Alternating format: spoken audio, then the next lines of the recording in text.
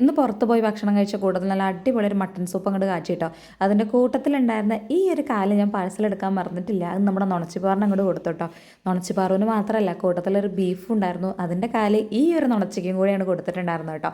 മേട്ടു ഇതങ്ങനെ കടിച്ചിരിക്കാറില്ല, അവനത് ഇഷ്ടമല്ല. പിന്നെ ശങ്കറിന് വയറിന് ചെറിയൊരു ബുദ്ധിമുട്ടുണ്ടായിരുന്നു, അവന് കൊടുത്തിട്ടുമില്ല കേട്ടോ. പിന്നെ ഇവർ രണ്ടുപേരായിരുന്നു പുറത്തും അകത്തുമായിട്ടുണ്ടായിരുന്നത്. അപ്പോൾ ഈ രണ്ട് നുണച്ചികൾക്ക് അങ്ങോട്ട് കൊടുത്തു കേട്ടോ. എന്നെ കണ്ടിട്ടും ഒരു ഭാവമല്ലാണ്ടിരിക്കുന്നത് ഈ എല്ലുമ്മ പണിയെടുക്കണോണ്ടോ കേട്ടോ. ഇതുപോലെ എന്തെങ്കിലും ഒരു പരിപാടിയിൽ ഇവള് മുഴുകി കഴിഞ്ഞാൽ ഉണ്ടാവുന്ന സമാധാനം ചെറുതൊന്നുമല്ല. അതല്ല എന്നുണ്ടെങ്കിൽ പൊതുശല്യാന്ന് വേണമെങ്കിൽ പറയാലോ. എന്നാണ് ഈ അയൽവാസികളൊക്കെ ഞങ്ങളിവിടെ നാട്ടി വിടാമെന്ന് പറയാൻ പറ്റില്ല. അമ്മ അതിലാണ് വിശന്ന് കഴിഞ്ഞാൽ അവളുടെ സ്വഭാവം. അവിടെ നിന്ന് പൊസിഷൻ മാറ്റി കുറച്ച് കഴിഞ്ഞപ്പോൾ ഞാൻ ഇവിടെ കൊണ്ടുവന്ന് കെട്ടിയിട്ടുണ്ട്. കുഞ്ഞൂസാണെങ്കിലും അവളെന്താ അവിടെ കടിക്കുന്നത് എന്നുള്ളൊരു ഭാവത്തിൽ ഏഞ്ഞ് വലിഞ്ഞ് നോക്കുന്നൊക്കെ ഉണ്ട് കേട്ടോ. എന്നാലും പാവാണേ, കൂട്ടത്തിലെ ഏറ്റവും പാവം എൻ്റെ കുഞ്ഞൂസ് തന്നെയാണ് കേട്ടോ. കുഞ്ഞൂസിനെ അവിടെ കണ്ടിട്ട് അവൾക്ക് കുഞ്ഞൂസിൻ്റെ അടുത്തേക്ക് പോകണം. കുഞ്ഞൂസിൻ്റെ അടുത്തേക്ക് വിടാൻ വേറെ ഒന്നും ഉണ്ടായിട്ടല്ല, കുഞ്ഞൂസിന് ഒരു മനസമാധാനം കൊടുക്കില്ല. അവസാനം പിന്നെ കുഞ്ഞൂസിന് അത് ദേഷ്യം വരും. കുഞ്ഞൂസ് അങ്ങോട്ട് ദേഷ്യപ്പെടുമ്പോൾ അവളങ്ങോട്ട് വല്ലാണ്ട് പാവൻ ചമയം. എന്തിനാ വെറുതെ റിസ്ക് എടുക്കണേ.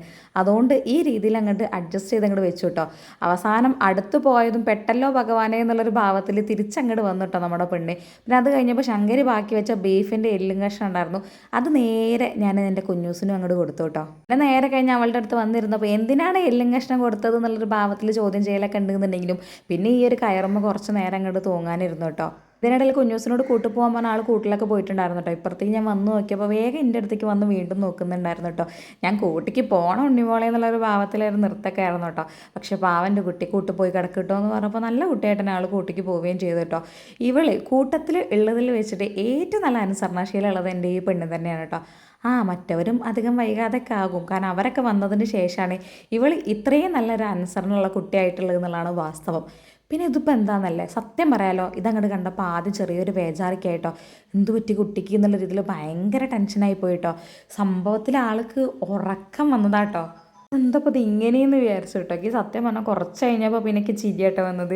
ശങ്കരി ശങ്കരി ഉറങ്ങല്ലേടി, നീക്കടി എന്ന് പറഞ്ഞപ്പോൾ പാവം കണ്ടില്ലേ, ഒന്നുറങ്ങട്ടടി എന്നുള്ളൊരു ഭാവത്തിലായിരുന്നു കേട്ടോ. പിന്നെ നേരെ ഞാൻ അങ്ങോട്ട് അവളെ തുറന്നിട്ട് ഇനിയിപ്പോൾ അവൾ വന്ന് അങ്ങോട്ട് കിടന്നോട്ടെ എന്നങ്ങോട്ട് വിചാരിച്ചു. കിടന്നപ്പോൾ ആദ്യം കുറച്ച് നേരം ഇങ്ങനെ ചുറ്റിപ്പറ്റിയൊക്കെ ഇങ്ങനെ നടന്നു കേട്ടോ. പക്ഷെ ഞാൻ കിടക്കുകയാണെങ്കിൽ സത്യം പറഞ്ഞാൽ അവൾക്ക് സമാധാനം ഉണ്ടാവുള്ളൂ. എവിടെയാണെന്നുണ്ടെങ്കിലും അവളുടെ മുന്നിൽ ഞാൻ വേണം, കൂട്ടിലല്ല എന്നുണ്ടെങ്കിൽ കേട്ടോ. പിന്നെ ഞാനും അങ്ങോട്ട് കിടന്നതും അന്ന് ഞാനും അങ്ങോട്ട് ഉറങ്ങാട്ടെ പറഞ്ഞിട്ട് അധികം വൈകാതെ തന്നെ ആളും അങ്ങോട്ട് ഉറങ്ങി കേട്ടോ. നിങ്ങളുടെ ലാബും ഇങ്ങനെയൊക്കെ തന്നെയാണോ ഉറങ്ങാറുള്ളത്? ഇതേപോലെ കണ്ണൊക്കെ ചോക്കാറുണ്ടോ? ഉണ്ടെങ്കിൽ താഴെ ഒന്ന് കമൻറ്റ് ചെയ്യാൻ വേണ്ടി മറക്കണ്ട കേട്ടോ.